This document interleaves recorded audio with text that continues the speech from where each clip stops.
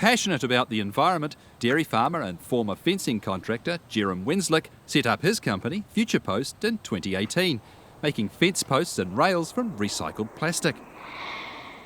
Future Post is now the leading recycler of plastic in New Zealand, with 2 factories, the original based near Waiuku and a second commissioned in Blenheim in 2023. In the past 6 years, over 2,200 tonnes of domestic and commercial plastic waste has been diverted from landfill. We started at putting up wooden posts around an old rubbish dump, which we didn't know was a rubbish dump. And we had our wooden posts breaking, and we were having to dig holes in the ground, and every post hole was full of plastic. And sat down one smoker and thought, I wonder if we can melt all this together and make a decent post, not full of knots and going to rot away. So that's where it started. We get waste plastic turn up here, milk bottles, soft plastic, drums, you name it, everything else. We chip all that plastic up, put it through our machine and spit posts out at the end of it. We get all our raw materials from pretty much across the country. Soft plastic all comes from, a lot of it from the supermarket collection scheme, so you'll see the bins in the supermarkets and the warehouse and the like. We get a lot from industry, so the likes of Fonterra and a whole lot of different companies that produce waste, so they send us all their plastic. And then we get a heck of a lot from residential collections, the likes of Northland Waste, who will collect waste. They'll sort out the milk bottles and shampoo containers, and then that comes here baled as well. So there's no shortage of it. Our standard number 1 post weighs about 19 kilograms, and that's 19 kilograms of waste plastic. And we will go through, between 2 factories, about 4,500 tonne of plastic in a year. It is a mix of hard and soft plastic. Like I said, if we just throw any plastic willy-nilly at it, it just doesn't work. You've got to have a recipe that makes a consistent post at the end of it. And that's where a lot of what we learned in the first couple of years of stress, what worked and what didn't. So we add just a small amount of carbon, and it gives everything a uniform colour. If we didn't, we'd get posts that might be light grey or a bit darker grey, or anything in between.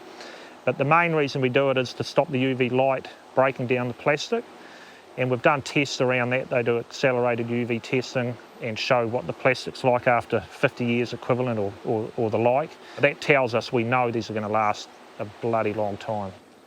How long have these been in now? About 5 years, I think. Yeah, pretty much 5 years. So look as good as the day they went in. So yeah, no, they're pretty good. We've done a lot of sideways testing and vertical testing as well. We had a customer a while ago wanted to know how much downward weight one of our strainer posts could take just for a foundation. So we sent that to Cooks, and I think it went to 28 tonne and it broke their machine. So look, our posts, they're bloody durable.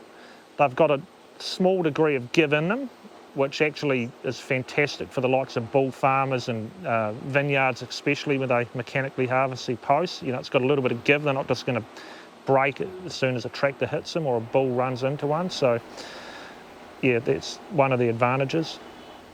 There were a few challenges, probably, more than a few, but getting a supply plastic, even though there's a shitload of it out there, just getting a regular supply, so that was part of it.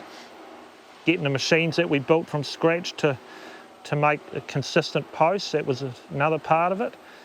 And probably another part of it was getting us stubborn fencers and farmers to try something new, like we've been using wood our whole hundreds of years, and all of a sudden there's a plastic post, and some people think they're going to melt in the sun, and some people think they're going to blow away in the wind. So getting people out there to try them and see how good they actually work. You can drive them in with post rammers, you can staple them and screw them and drill them and nail them, and there's a few little things you can do a little bit differently. Plastic behaves a bit differently to wood, but basically the same as what we do now. We've tested them out to 50 years. They put an accelerated UV light on them, which is pretty much the only thing that can stop degrade plastic. We think these will last 200 or 300 years. They're a solid hunk of plastic. They've been UV treated. They're not going to rot. They're not going to have termites eat them. They're going to be around a long time. We started off just making round posts just for fencing, but we got asked a heck of a lot to make square posts, you know, sort of more for gardening and landscaping and city fencing. So we've been making square posts, and then we've been making rails as well. People are just interested in the fact that we're recycling plastic and doing something with it instead of just sending it overseas to who knows what. And, you know, a lot of word of mouth. You know, people that try them and see how well they work, you know, they tell their neighbour, and marketing is a big part of it. One of the first things we put in each factory was a New Zealand flag, because as a farmer, I'm sick of us producing our wool or our meat or whatever for nothing and sending it overseas and them adding the value, you know. And when I started this, everyone said, oh, good idea, why don't you go and get it done in Asia or wherever? And I said, no bloody way, we're going to do it here. We've got enough waste here, and that's the way it is. The amount of plastic as a general rule that comes in here is in the hundreds of thousands of tonnes. You know, we'd probably be the biggest recycler of plastic in New Zealand that actually recycles it into something here. And, you know, we're not even scratching at the surface. So, yeah, you know, ultimately we could have, who knows, half a dozen factories around here, but it just takes time and money and everything in between.